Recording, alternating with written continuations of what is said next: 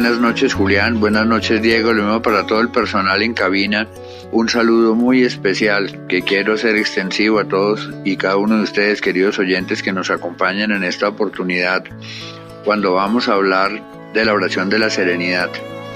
La oración de la serenidad es muy importante dentro de todo el tema del manejo de adicciones, ya que los grupos de los 12 pasos de los alcohólicos anónimos la usan para todos sus programas, y en el origen de los alcohólicos anónimos está precisamente la importancia de apoyarse en Dios. Cuando los alcohólicos anónimos acuñaron esta oración, tiene una historia muy particular, porque esta oración se le ha atribuido a teólogos, a filósofos, a santos de la humanidad, y en realidad fue escrita en 1932 por un sacerdote llamado Reinhold Niebuhr, de una unión de seminarios teológicos en la ciudad de Nueva York. Era el final de una oración mucho más larga, y ya en 1934 un amigo del sacerdote Reinhold Niebuhr, llamado el Dr. Howard Robbins, le pidió permiso para usar esta parte de la oración, una sola, para un libro sobre oraciones. Así vemos que el Dr. Robbins fue una persona prácticamente enviada por Dios para poder difundir completamente la oración de la serenidad generada por Reinhold Niebuhr. El programa de los 12 pasos surge casi que en su totalidad de esta oración. Nosotros la conocemos en su versión más corta, que es una oración muy corta, muy fácil de pensar, de recordar, y ella pasó a todos los grupos de los 12 pasos. Estamos hablando de los neuróticos anónimos, que ya en los Estados Unidos hay muchos grupos, de los jugadores anónimos, de los adictos al sexo anónimos, de los narcómanos anónimos, y así estamos viendo que también pasó a los codependientes anónimos, de los grupos de coda que se utilizan tanto en los Estados Unidos. Como nosotros vemos, la oración de la serenidad en su forma corta nos dice: Dios, concédeme la serenidad para aceptar las cosas que no puedo cambiar, el valor para cambiar las cosas que puedo cambiar y la sabiduría para reconocer la diferencia o para conocer la diferencia. Esta es la parte que se ha usado en los grupos de 12 pasos y se ha difundido a nivel mundial. Aquí nosotros estamos viendo que desde el punto de vista de la psicoespiritualidad es una de las partes más importantes para mirar cómo el poder de Dios, la voluntad de Dios nos puede ayudar a transformar nuestra propia vida. Aquí vemos 3 frases fundamentales, que es una petición de un estado emocional de serenidad, que es de paz, de tranquilidad, de calma. Y realmente, si nosotros pensamos qué es lo que sigue en la oración, nos dice para aceptar las cosas que no puedo cambiar. Cuando aceptamos las cosas que no podemos cambiar, entendemos la gran diferencia que hay entre lo que es condicional y lo que es situacional. ¿Qué es lo condicional? Por ejemplo, una enfermedad crónica, una diabetes, un cáncer, una adicción, tantas cosas que están ajenas a nuestro control. Cuando los codependientes anónimos la usan, ellos también la ejemplifican y la tipifican para entender que ellos no pueden muchas veces cambiar a sus hijos, a sus maridos, y eso les va a dar tranquilidad. Si vemos muy bien cómo es el contenido lógico de esta oración, ella continúa con el valor para cambiar las cosas que puedo cambiar y la sabiduría para reconocer la diferencia. Cuando estamos viendo precisamente el valor para cambiar las cosas que puedo cambiar, llegamos a una de las teorías más importantes de la psicología moderna, que es la teoría del drive. ¿El drive qué es? Es básicamente yo poder manejar mis ansiedades. Si entendemos que las ansiedades nuestras son instauradas por la evolución precisamente para sobrevivir, vemos que si nosotros tenemos una ansiedad y la resolvemos de una manera coherente, nos va a servir para suplir nuestras necesidades. Así nosotros llegamos desde los mismos orígenes, citando a Skinner cuando él nos habla del refuerzo positivo y el refuerzo negativo, que nosotros obramos bien sea para buscar placer o por refuerzo negativo cuando es para evitar todas estas emociones desagradables. Tenemos que tener una acción. es decir, una acción tanto interna como externa para que eso pueda trascender y podamos nosotros suplir nuestras necesidades tanto internas como externas. Nosotros vemos que hay que aprender a suplirnos de autoestima, de autocontrol, de autonomía. Así estamos viendo que en la medida en que yo entienda cómo es que a través del transfer estoy entendiendo lo que es esta parte de la oración de la serenidad, cuando me dice que realmente con la ayuda de Dios puedo obtener el valor para cambiar las cosas que puedo cambiar. Y por último termina estableciendo la sabiduría para reconocer la diferencia. Muchas veces nosotros con pretenciosos objetivos queremos cambiar cosas que no podemos, y es realmente cuando nosotros empezamos a disfuncionar, vamos a frustrar y vamos a sentirnos más mal de lo que habíamos comenzado. Y una parte que es muy desconocida de la oración de la serenidad de su forma original es la que viene a continuación, que es prácticamente de la que sale todo el programa de los 12 pasos.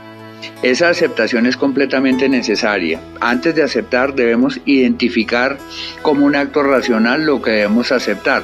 La aceptación es un acto sensible, la aceptación no es un acto intelectual, la aceptación no se piensa, la aceptación se siente. Realmente cuando nosotros estamos aceptando, el mismo San Agustín nos decía que la aceptación de nuestras propias verdades es en ocasiones dolorosa, pero realmente moldearla hacia el camino espiritual y transformarla nos pacifica y nos libera. Así, nosotros estamos viendo la importancia de la aceptación. La aceptación realmente es un proceso de transformación, es un proceso de ir mejorando interiormente nuestra propia relación con la verdad. Así, a través de la aceptación nosotros estamos, primero que todo, encontrando una verdad, algo que debemos aceptar, y para ello nos apalancamos mucho en el sentido de certidumbre, es decir, esa relación intrínseca y extrínseca que yo tengo con mis propias verdades, y me sirve muchísimo para ir reconciliando mi propio yo, esa aceptación del mí mismo, esa aceptación de lo que yo soy tal y como soy, ir aceptando a mi yo verdadero con sus falencias, con sus inhabilidades, con sus habilidades, con sus destrezas, con sus talentos, con sus capacidades, con sus incapacidades, con nuestra propia fisionomía. Nos va a ayudar mucho desde esa aceptación intrínseca, pero yo debo llevar esa aceptación también a los factores extrínsecos, es decir, a mi entorno. Nosotros de la psicología social obtenemos la importancia de llegar a entender de que nosotros formamos parte de un entorno, y el entorno es absolutamente importante, y la relación entre nosotros y el entorno, bien lo decía Abraham Maslow, es la necesidad de afiliación, que es absolutamente necesaria. Nosotros debemos tener una relación con nuestros entornos, no únicamente humanos, sino con todos nuestros entornos, con el mismo planeta, con el entorno, completamente coherente, proactiva, propositiva, para realmente yo poder ser una partícula útil dentro de mi mismo entorno, dentro de la misma creación. Así vemos que de aquí es que viene precisamente todo el programa del Solo por Hoy, de Un Día a la Vez, cuando precisamente la oración de la serenidad en su forma original continúa diciéndonos: viviendo un día a la vez, disfrutando un momento a la vez, aceptando las adversidades como un camino hacia la paz, y viviendo como Dios lo hizo en este mundo pecador tal y como es, y no como me gustaría que fuera. Ahí ya la oración de la serenidad nos está enseñando en este clamor, en esta petición a Dios, de que nosotros, mediante la ayuda de Dios, podamos realmente vivir un día a la vez. Este vivir un día a la vez es muy antiguo, lo tenemos en los griegos con el Carpe Diem, lo tenemos en el mismo Evangelio, cuando Jesús nos dice: cuidad cada momento o cuidad cada día, porque cada día traerá su afán. Realmente es cuando yo entiendo que yo me debo situar en mi tiempo presente. Es decir, si yo quiero reconciliarme, si yo quiero vivir de una manera coherente, yo no puedo vivir en mi pasado, yo no puedo vivir en mi futuro, y yo debo estar completamente conectado en mi tiempo presente, que es el único tiempo que yo tengo para poder ser proactivo y para poder accionar cambios. La única manera en que yo puedo liberarme de mi pasado, de todas esas cargas difíciles de mi pasado es a través de la aceptación. Por eso, si nosotros llegamos, por ejemplo, a las teorías más recientes psicológicas, nos habla de la importancia de la autoactualización, es decir, no únicamente vista como fue traducida al español de la autorrealización, sino en muchos de los escritos de Maslow, incluso en últimas publicaciones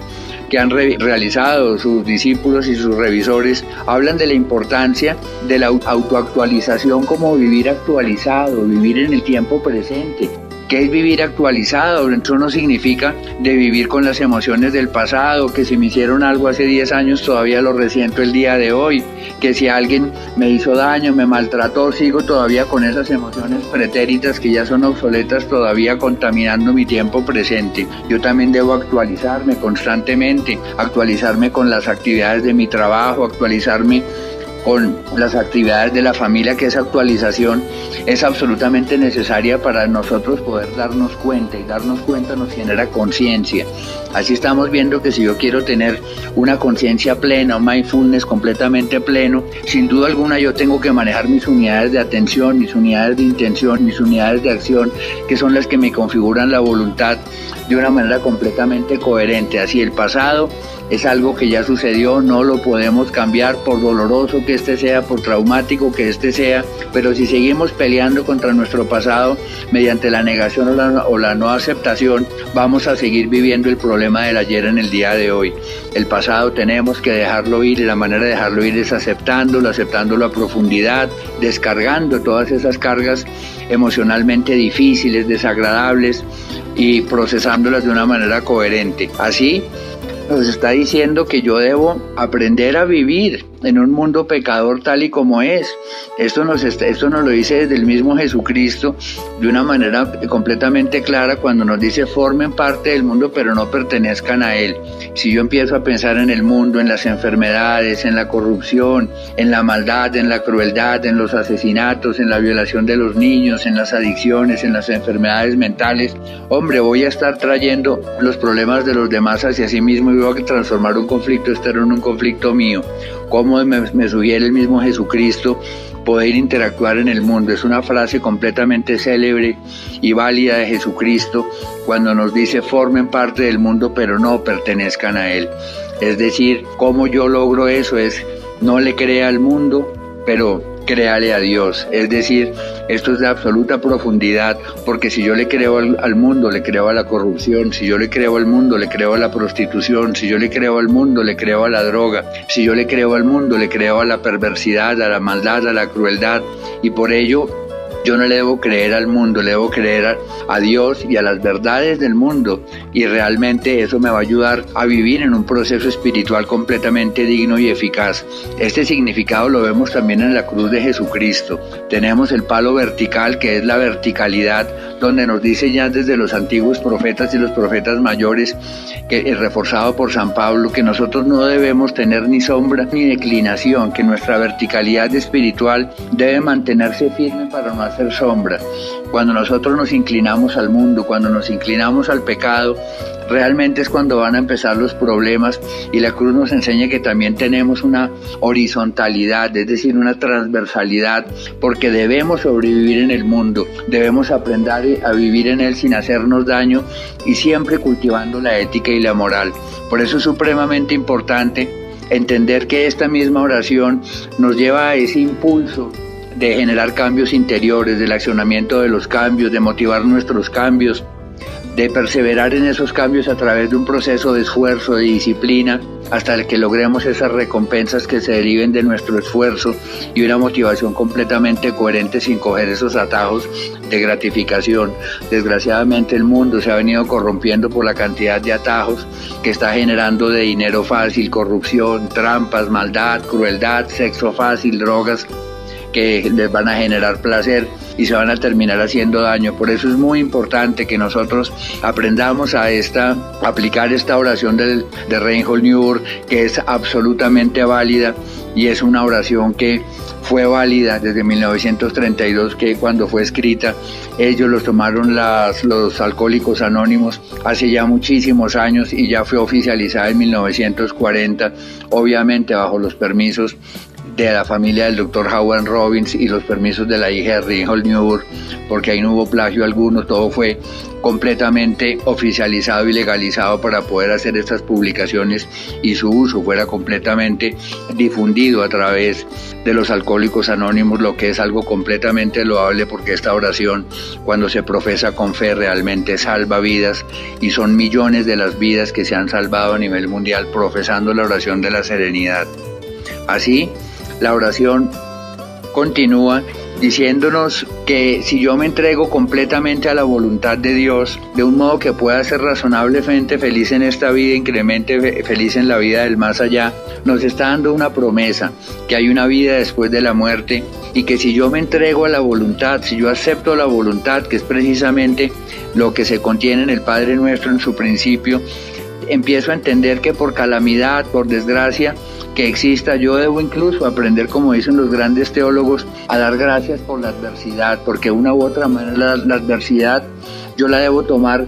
como un aprendizaje y como algo que me va a ayudar a generar una resolución de mis propias crisis, tanto internas como exteriores, de manera tal que esta oración realmente es la esperanza, nutre esa esperanza, nutre nuestras acciones de fuerza y de voluntad, porque en esta oración vemos con plena claridad esa intención de sinergia entre nosotros y Dios, haciendo nuestra voluntad infinitamente más fuerte, porque se va a generar una fusión de la voluntad divina con la voluntad humana. Esto lo logramos haciendo las cosas en nuestra vida conforme Dios quisiera que nosotros las hagamos. Eso se llama la alineación de la voluntad. Voy a recibir precisamente esa voluntad de Dios que me nutra, que me fortalezca y realmente me ayude a sobrevivir en este mundo tan difícil que es, y que cada día entre más avanzamos en esta era de la llamada posmodernidad, como bien lo dice Hans Kuhn, uno de los grandes teólogos modernos, la importancia de nosotros poder sobrevivir en un mundo cada vez más oferente de pecado, más oferente de placer rápido, y qué mejor que estar aplicando esta oración de la serenidad, como al menos en su forma corta, cuando nos dice Dios, concédeme la serenidad para aceptar las cosas que no puedo cambiar, valor para cambiar aquellas que sí puedo, y sabiduría para reconocer la diferencia. Muchísimas gracias, les habló Andrés Jaramillo, director de Fundación Clínica Función Futuro. No duden en contactarnos en Bogotá al teléfono 774-6022. Muchísimas gracias, que Dios los bendiga.